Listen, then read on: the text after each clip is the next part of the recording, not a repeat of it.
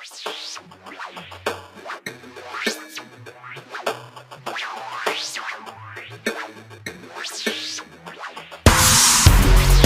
noticed a heaviness when you entered the room. You're looking down and your shoulders are too. What's this all about? Hello, welcome to a very special Blossom. In this episode, Blossom gets a boyfriend. Anywho, this is a special episode because I'm going back in time, and I'm going back to around 2006, where I had left Guitar Center as an employee in January that year, and I got a bunch of gear because I had a few dollars from taxes, and I started writing. Started writing a lot of music, and none of it was it was mainly just instrumental ideas. I had not put any songs together. I had not really written any songs, but I dabbled in music for ever since 1984 when I bought my first synthesizer, which was a Roland Juno 106. And ooh, he's name dropping. But I really, I'd never put a song together. But I had this song, and I don't think it became World on Your Shoulders, but I don't remember what the title was originally. But it was a song I really liked, or at least the music is something I really, really liked. It had a lot of melody, but it was recorded very badly, very bassy.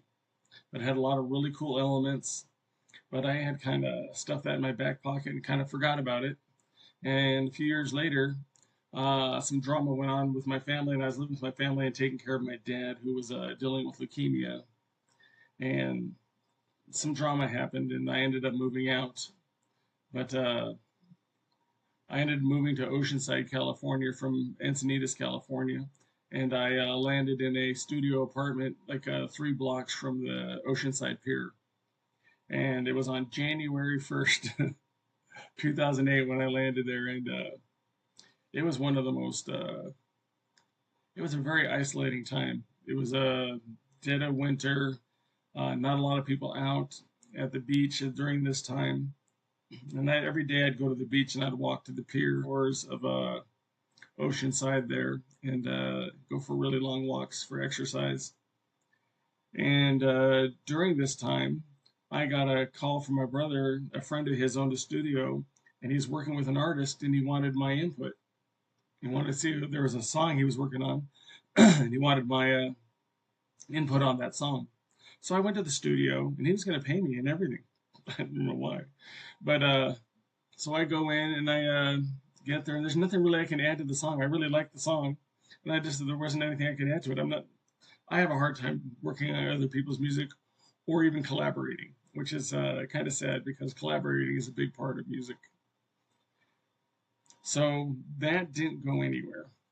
But I met the guy, he had a studio, and I remember that song from about 2 years ago that I don't remember the name of. But or it's not even a song, it was just musical ideas. But I love the melody, and so I talked to him about, how much would it be to come, record a track. And so I figured it out, and I went and got the money available for that. And then I got the song out. I had to go find it because I had buried it somewhere. And once I got it out, I arranged it into a song, wrote out a bunch of lyrics, and then we set a day to record. But before that, I was leaving with my sister and my nephew to Las Vegas and the Grand Canyon for about 2 weeks. And then the day we come back, I go into the studio to record the song. So we go to Vegas. That's great. I have cousins there. We visit with them, do a bunch of stuff with my aunt. And yeah, that was all great. And then we go to the Grand Canyon, which was amazing. I was surprised I liked it so much. I was really taken aback. That was something everyone should do. It's amazing. It's life-changing. It's very spiritual. So we do that. Then we go back to Las Vegas. My aunt ends up in the hospital, and tragically, I think she had a heart attack, and she was in there for quite a while. But while she was at the hospital, our last day staying in Vegas, we ended up, cleaning her house, which was fine and great. But I needed to leave. we get home because I still had some preparing to do for my session the next day. First time going to studio. I've never gone into a professional studio. I never recorded professionally. I had no idea what to expect, and I want to make sure I was prepared as much as I could be. And but my sister wanted to stay, and we ended up staying till like 9:30 at night. And she and I are getting in arguments, and there's a rift between us. There's some real, loggerheads. And so we finally leave. I get home after dropping them off. I get home in Oceanside around 4:30 in the morning. I go to my tracks, and I have to be at the studio at 8:30 in the morning. That's another thing. I have to set up to be there at 8:30 in the morning, and I think I was on time. If I wasn't, I might have been a smidge late. But I still had to do a few things to get everything ready, name the tracks and finals, and I really got everything organized and labeled beautifully. And so I go into the studio that day, and I'm so tired. I am just doggedly tired. But I give him the USB drive with the track on it. He loads everything up, and he was really impressed at my labeling of everything, and he was able to get everything all set up and ready to go. So we spent the good part of that morning and afternoon engineering and arranging that track, and he made my muddled, bassy song sound amazing. I mean, it was just off the charts. I never heard anything. My music sounds so good. And then later on that afternoon, towards the evening, we got into the vocal part of it. And at this point, I am so exhausted. So I had to give everything I had to this. I'm thrown into a little booth. I've got a, can't remember, AKG tube microphone. I think it's a 414 possibly. And I'm in a little closet with all these sound things like beds pushed up to the side to dampen and deaden the sound. And I got the microphone in there just like a corner like this, where I'm just like going into like a pyramid. And I'm just shoved into this corner singing, and I'm getting direction from the engineer producer, Jeff McCullough, at his studio. And he's telling me what to do and sing.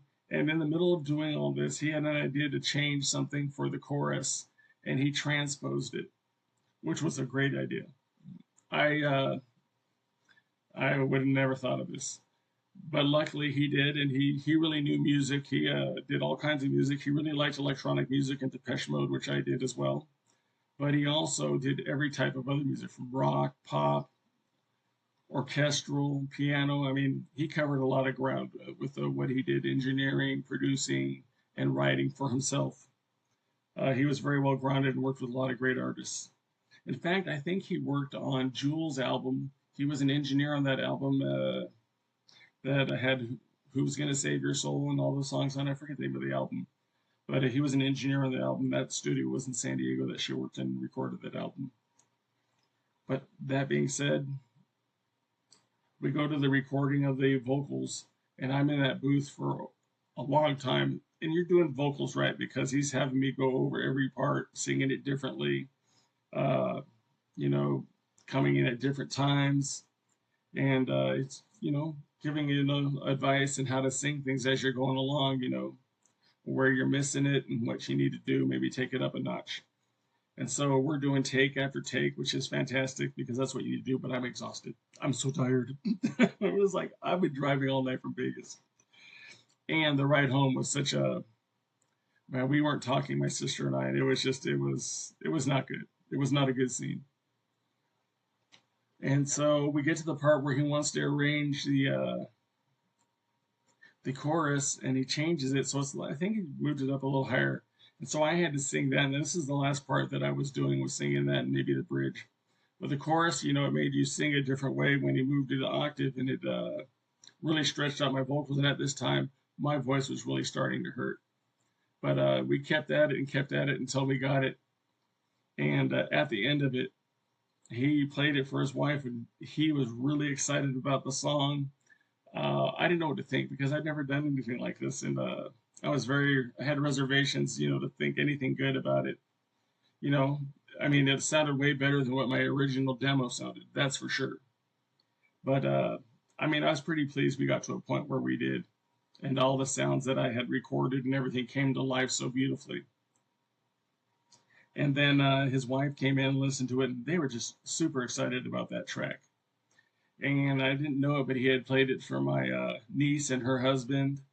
And so after we did all this, I listened to it on the way, and I go to a church service at a friend of mine from, I guess I knew him from grade school. He was a pastor. Him and his wife lived in La Costa. And there's a few other people that were there that I knew. And I'm sitting at this church service. And mind you, I've been driving all night, and this is in the evening time now. After recording all day and then doing vocals at the end, I was just, I was barely hanging in there. But I made it through that church service, and I really didn't want to talk about the music to anybody there. Some of the people there were musicians, but I heard from my niece and her husband that they had heard the song. It got leaked to them, and they were just taken aback by it. And they were very positive and saying some really amazing things. And I was very reserved and hesitant to get excited about it. That's just how I am. The other shoe is about to drop. But while we're here talking about this, let's bring up that song. Dun, dun, dun, dun, dun. The first single, "World on Your Shoulders," that I released. And I released it in July of 2008. The album was released in December of 2008, later that year. And it really didn't do anything, but it was a milestone and a marker for me where I could record, write music and lyrics, put a song together, and do it very professionally. And so that changed a lot of things for me. That was a big turning point in my life in making music. And let's see if we can hear this. This is my song, "World on Your Shoulders." And this song was basically about, people putting stuff on you that you have no business carrying. And, just dumping all their kind of shit, negativity, their thoughts about you and everything else, and putting it on you. And then you having to take all that stuff off your shoulders, because it just makes you hard to maneuver and live life and do the things you need to do because you're carrying all this weight. That's the basic gist of the song. But it was I'm sure it was a big part of I think it was about me. No, it's about a girl. I noticed a heaviness when you entered the room. You're looking down and your shoulders are too. What's this all about?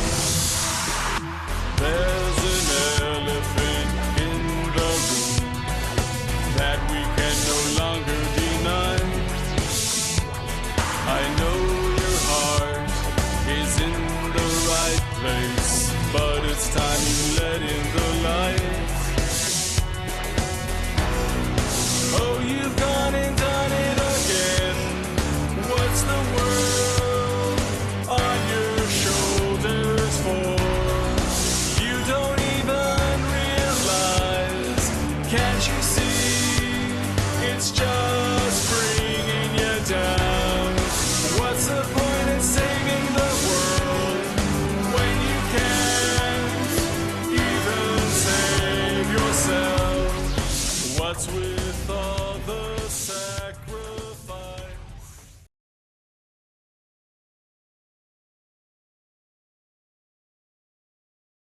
Also, one of the things I did that was new to me that I had never done before is I wrote lyrics for this song. And I don't know where the idea came from. I think I had the chorus in my head and I'd been singing it for a while. I might have already had the chorus in mind. But the rest of it I had to write out. I had to write out the chorus because I had not written it out. I just remembered it in my mind from just singing it when I heard the music. But then I had to write out the lyrics for the rest of it, the verses, the bridge, and what have you. And it turned out really well. I liked how the lyrics turned out, the idea of the song, talking to somebody about things that are holding them back. being something like, there's an elephant in the room that we need to talk about. I think that was a thing back in 2008. But I had ideas for a video for this song too. That'd been cool. But that's something I remember. And also some things I remember is that when we were recording this song in particular, all the sounds are mainly the ones that I recorded when I recorded the track, all the instrumentals. I do know that Jeff McCullough added, he punched up the bass with a synth. He added probably some, punched up the drums, and he took some of the drum effects that I had put in there, and he made them into elongated effects and tied them into other parts and sounds. It was pretty cool. I remember that. Then I also know that I had a bridge for this that I recorded, not the bridge, but the solo part for the synth solo. And one thing I remember is that he chopped that up in half, and he moved the second half to the front of the solo and the front part to the back. So he reversed it, and I think that was for the better, honestly. It made it much, much better. He has really good ears. But those are some things I wanted to add to this that I had not added and I was just thinking about. But the recording of this song and the recording of the album To What End was a very dark time. It was very stormy. It was very isolating. I remember being very alone, going to the pier and nobody being there, and to be very stormy and rainy. But it was also beautiful. I loved that time. That was a really great time in my life. It was a time of growth, and it prepared me for making this album. So that's a little background behind the making of this song and the writing of it. And this is the first single I released professionally, first single I ever went into the professional studio and recorded, and it was quite an experience. It was a very positive one overall. One sad part is that I didn't have a band, and I couldn't tell anybody else about it. It was kind of secret, and that was kind of sad. So it was just me and the producer, engineer Jeff McCullough, and in the studio basically. And I have some behind the scenes video of making this song and the album. I should go find that somewhere. It's on a DVD and release that. It was pretty cool. And so that's basically that for that song. I just wanted to give you a little taste. I'm going to put a link to this. I'm also going to put a link to another version of the song. It's the same version of the song, but a video that someone on MySpace edited. He liked the song and he wanted to put a video to it, and it's right here. This is really cool. He took a bunch of anime and edited it to the song. He said it nearly killed him. It was such an arduous process. I noticed a heaviness when you...